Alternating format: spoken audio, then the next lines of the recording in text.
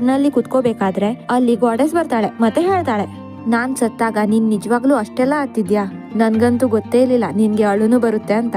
ನೀವಿಬ್ರು ತುಂಬಾ ಕ್ಲೋಸ್ ಆಗಿದ್ದೀರಾ ಅಲ್ವಾ? ಅದಕ್ಕೆ ಮ್ಯೂಲ್ಮಾಂಗ್ ನೀನ್ ಈ ವಿಷಯನ ಯಾಕೆ ತರ್ತಿದ್ಯಾ? ಅವಳು ಹೇಗಂದ್ರೂ ಸ್ವಲ್ಪ ದಿನದಲ್ಲಿ ಸಾಯ್ತಿದ್ದಾಳೆ ಅಂತ ಹೇಳ್ತಾನೆ.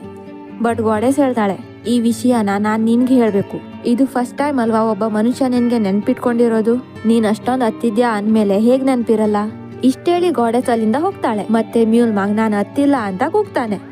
ದೋ ಕ್ಯೂಂಗ್ ಆಫೀಸ್ಗೆ ಹೋದಾಗ ಅವಳಿಗೆ ಗೊತ್ತಾಗತ್ತೆ ವೆಕೇಶನ್ಗೆ ಹೋಗಿರೋ ಅವಳ ಬಾಸ್ ವಾಪಸ್ ಬಂದಿದ್ದಾನೆ ಅಂತ. ದೋ ಕ್ಯೂಂಗ್ ಬಾಸ್ ನ ಆಫೀಸ್ ಕಡೆ ನೋಡ್ತಾಳೆ, ಆದ್ರೆ ಅಲ್ಲಿ ಅವಳಿಗೆ ಬಾಸ್ ನ ಬದಲು ಮ್ಯೂಲ್ಮಾಂಗ್ ಕಾಣಿಸ್ತಾನೆ. ಅಂದ್ರೆ ದೋ ಕ್ಯೂಂಗ್ ಒಬ್ಳಿಗೆ ಬಿಟ್ಟು ಬೇರೆ ಎಲ್ಲರಿಗೂ ಮ್ಯೂಲ್ಮಾಂಗ್ ಬಾಸ್ ತರ ಕಾಣಿಸ್ತಿದ್ದ. ದೋ ಕ್ಯೂಂಗ್ ಬೇಗ ಬೇಗ ಹೋಗಿ ಪರ್ದೆ ಹಾಕ್ತಾಳೆ. ಮತ್ತೆ ಮ್ಯೂಲ್ಮಾಂಗ್ಗೆ ಕೇಳ್ತಾಳೆ, ನಾನ್ ನಿನ್ಗೆ ಅತ್ತೆ ಅಂತ ಚುಡಾಯಿಸಿದ್ದಕ್ಕೆ ನೀನ್ ಹೀಗೆಲ್ಲ ಮಾಡ್ತಿದ್ಯಾ?